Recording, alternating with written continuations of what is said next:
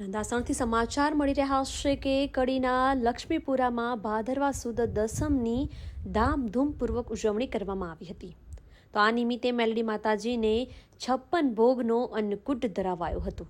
કડી તાલુકાના નંદાસણ નજીક આવેલ લક્ષ્મીપુરા ગામે દર વર્ષની જેમ આ વર્ષે પણ ભાદરવા સુદ દસમની પરંપરાગત રીતે ઉજવણી કરવામાં આવી હતી, જેમાં સવારથી જ ભક્તો મોટી સંખ્યામાં મેલડી માતાજીના મંદિરે દર્શન કરવા માટે ઉમટી પડ્યા હતા. સમગ્ર ગ્રામજનોએ મહાપ્રસાદનો લાભ લીધો હતો અને લક્ષ્મીપુરા ગામે ભક્તોએ માતાજીની પૂજા અર્ચના કરી ધન્યતા અનુભવી હતી.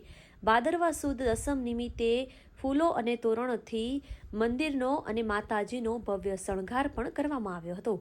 આખા વર્ષે દરમિયાન માતાજીને ચડાવેલી ચુંદડી અને સાડી ભાદરવા સુદ દસમને દિવસે ભક્તો પોતાની સાથે પ્રસાદી રૂપે લઈ જતા હોય છે.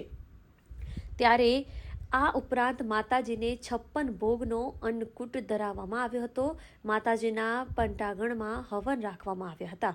ત્યારે દસમની ઉજવણી નિમિત્તે અમદાવાદથી પગપાળા સંઘ સાથે શ્રદ્ધાળુઓ માતાજીના દર્શન કરવા માટે ઉમટી પડ્યા હતા અને દસમના નિમિત્તે ગામના ચોકમાં મુહૂર્ત જોવડાવીને બહેનો દ્વારા ખીચડીની પ્રસાદી પણ ધરાવવામાં આવી હતી.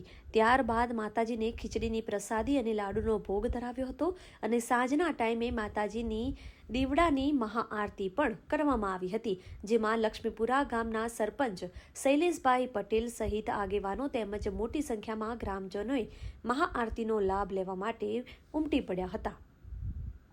TMC 24 ગુજરાતી ખોડાભાઈ પટેલ, નંદાસણ.